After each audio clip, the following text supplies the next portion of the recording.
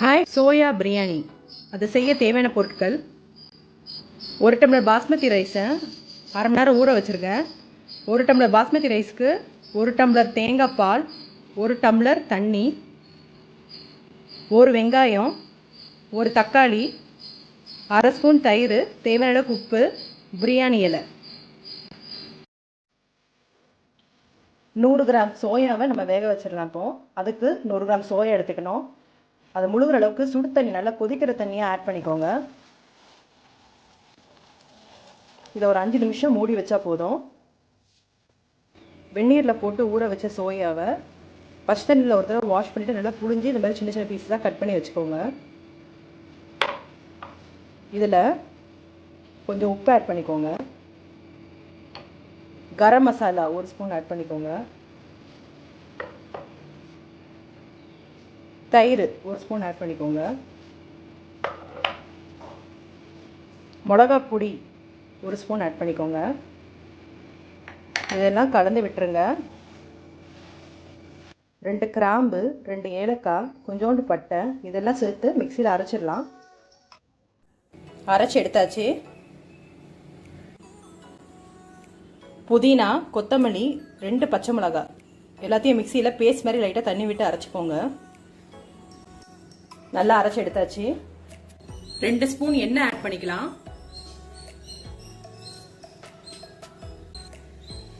பிரியாணி இலை, வெங்காயம். பிரியாணிக்கு வெங்காயத்தை கொஞ்ச நேரம் நல்லா வதக்குங்க. தக்காளி சேர்த்துடலாம்.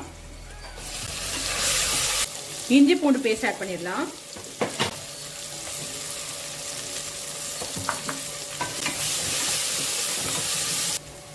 அரைச்சி வச்சிருக்க பொருள்லாம் ஆட் பண்ணிடலாம்.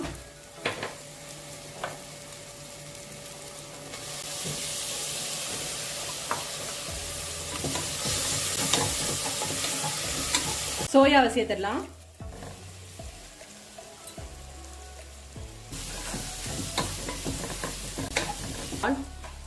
ஒரு டம்ளர் பால், தேங்காய் பால், தண்ணி 1 டம்ளர், தேவையான உப்பு சேர்த்துடலாம். எண்ணெய் நல்லா பிரிய ஆரம்பிச்சிருச்சு. இப்போ பாஸ்மதி அரிசியை சேர்த்துடலாம். மெதுவா கிண்டி விட்டுருங்க. ஹை ஃப்ளேம்ல வச்சுக்கோங்க. நல்லா கொதிச்சு வரட்டும். இப்போ குக்கரை மூடிடலாம். லோ ஃப்ளேம்ல வச்சுக்கோங்க.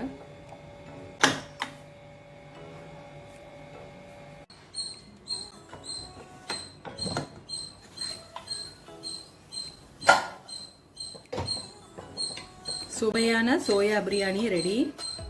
நீங்க குஸ்கா ரெசிபி பார்க்கலாம். 1 டம்ளர் பாஸ்மதி ரைஸ் எடுத்து ஒரு 20 நிமிஷம் ஊற வச்சிடலாம். 2 ஸ்பூன் நெய் சேர்த்துருவோம். பட்டை, பிரியாணி இலை, ஒரு 3 கிராம்பு, ஒரு ஏலக்காய், ஒரு 2 வெங்காயம் சேர்த்துப்போம். குஸ்காக்கு வெங்காயம் அதிகமாக சேர்த்துக்கணும். ஒரு தக்காளி, 2 பச்சை மிளகாய். தக்காளி நல்லா வதங்கட்டும். புதினா, கொத்தமல்லி, இஞ்சி பூண்டு பேஸ்ட் சேர்த்துருவோம். 2 ஸ்பூன் தயிர் சேர்த்துருவோம். நல்லா புளிக்காத தயிரா சேர்த்துக்கோங்க.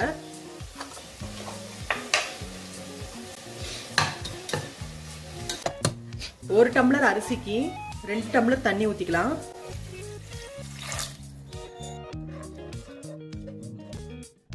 ஒரு ஸ்பூன் கரம் மசாலா சேர்த்துப்போம்.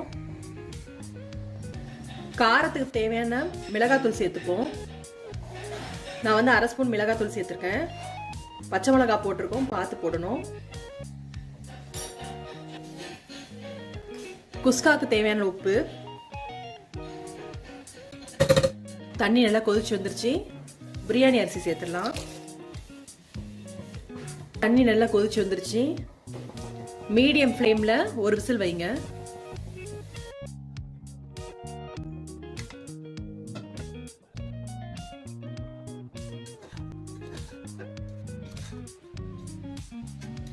பிரியாணி சுவையில் தக்காளி சாப்பாடு எப்படி பண்ணலான்னு பார்க்கலாம். குக்கரில் ஒரு 1.5 ஸ்பூன் எண்ணெய் ஊற்றிக்கலாம். எண்ணெய் நல்லா சூடானோடனே பிரியாணி இலை, பட்டை, ஒரு வெங்காயத்தை நம்ம சேர்த்துருவோம். வெங்காயம் லைட்டா வதங்கினோட வெட்டி வச்சிருக்க ஒரு 3 தக்காளியை சேர்த்துருவோம்.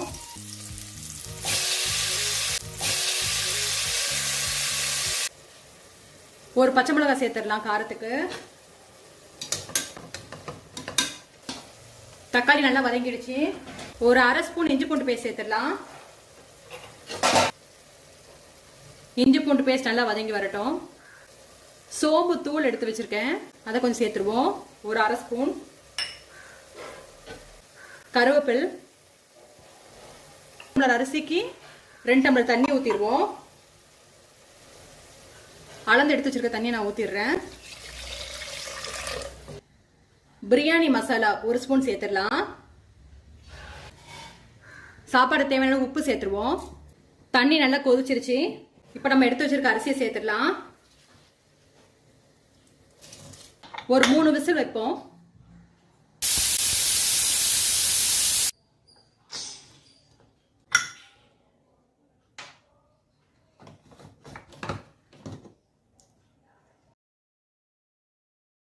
சாதம் 3 ஸ்பூன் சமையல் எண்ணெய், பட்டை, 3 கிராம்பு எடுத்திருக்கேன், ஒரு வெங்காயம்,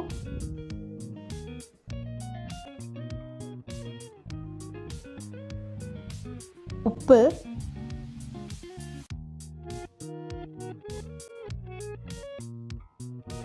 ஒரு தக்காளி,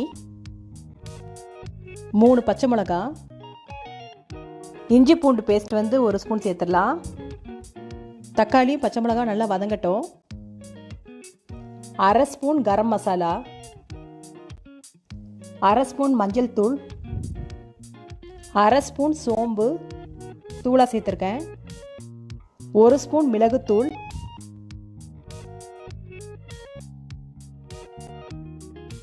மசாலாவை நல்லா தள்ளி வச்சிருவோம். பிரிஞ்சு வர எண்ணெயில் 2 முட்டையை உடைச்சி நம்ம சேர்த்துருவோம்.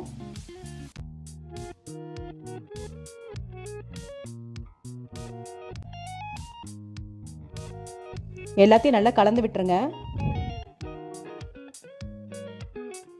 குழந்தைங்களுக்கு டிஃபன் பாக்ஸ் கட்டி கொடுக்கறதுனால நம்ம போட்டிருக்க பச்சை மிளகாலாம் நம்ம எடுத்துருவோம். வடித்த சாதத்தை நம்ம சேர்த்து நல்லா கிண்டி விட்டுருவோம்.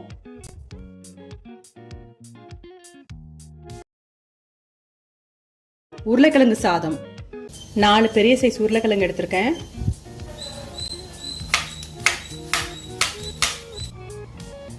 நம்ம சின்ன சின்ன பீஸா கட் பண்ணிடுவோம். உங்களுக்கு என்ன சைஸ்ல வேணுமோ அந்த சைஸ்ல நீங்க கட் பண்ணிக்கோங்க.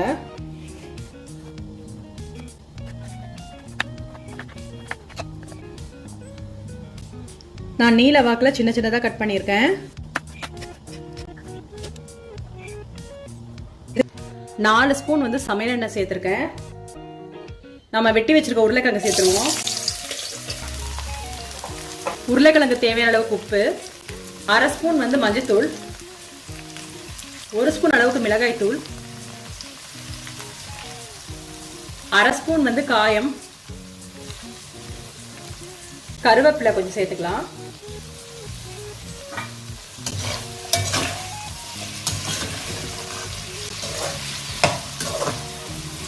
உருளைக்கிழங்கு இந்த எண்ணெயிலேயே நல்லா ஃப்ரை ஆகட்டும்.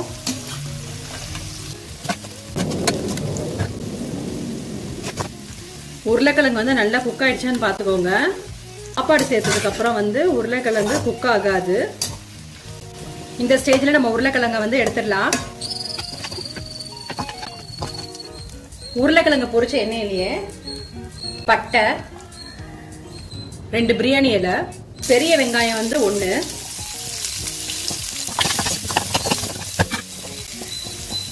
வெங்காயம் வதங்குறதுக்கு கொஞ்சம் உப்பு சேர்த்துக்கிறேன், 4 பச்சை மிளகாய் பொடியா நறுக்கி வச்சு சேர்த்துக்கிறேன், 1/2 ஸ்பூன் இஞ்சி பூண்டு பேஸ்ட் சேர்த்துடலாம்.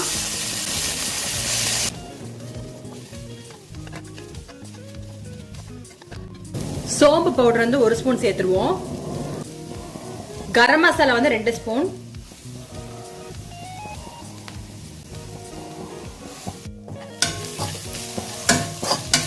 கால் டம்ளர் வந்து தண்ணி சேர்த்துக்கலாம்.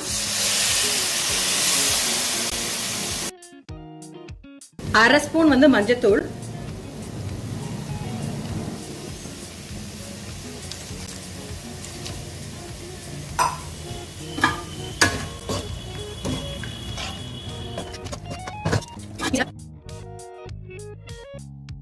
அரை ஸ்பூன் வந்து மிளகாய் பொடி, காரம் தேவைப்பட்டா போட்டுக்கோங்க.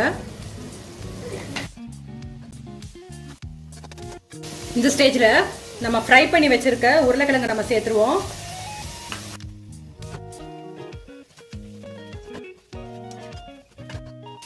வடிச்சு வச்சிருக்க சாதத்தை சேர்த்துருவோம்.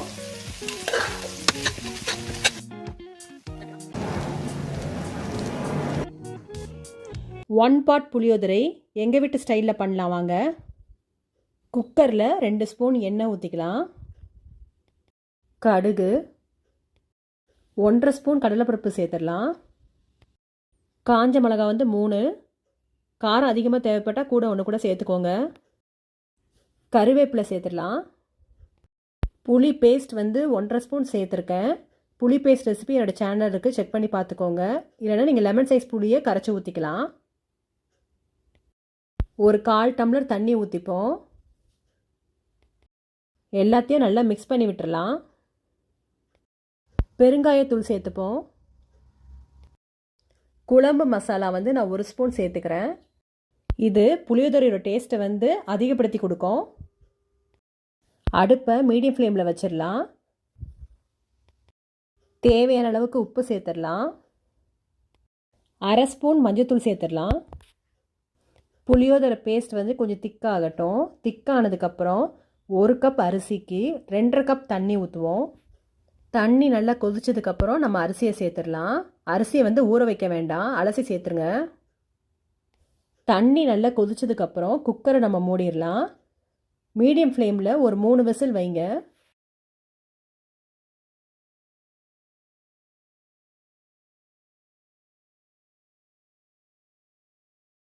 குக்கர் ப்ரெஷர் வந்து கம்ப்ளீட்டாக இறங்கினதுக்கப்புறம் நம்ம மூடியை திறக்கலாம். 1 பாட் புளியோதரை சூப்பராக ரெடி ஆகிடுச்சு. அரிசியை பாருங்கள் எப்படி ஒன்றோட ஒன்று ஒட்டாமல் எவ்வளோ சூப்பராக வந்திருக்குன்னு. இந்த ரெசிபி உங்களுக்கு பிடிச்சிருந்துன்னா மறக்காமல் என்னோடய சேனலை லைக் பண்ணுங்கள், சப்ஸ்கிரைப் பண்ணுங்கள். புளியோதரைக்கு பெஸ்ட்டு காம்பினேஷன் வந்து தேங்காய் துவையல். அதுக்கு தேவையான பொருட்கள் வந்து தேங்காய், பொட்டுக்கடலை, 2 பூண்டு, ஒரு 3 பச்சை மிளகாய் எடுத்துக்கலாம். முதல்ல இது லைட்டாக அரைச்சி எடுத்துருவோம். உப்பு சேர்த்துப்போம். அப்புறம் கொஞ்சோண்டு தண்ணி ஊற்றி நம்ம துவையல் அரைச்சி எடுத்துடலாம்.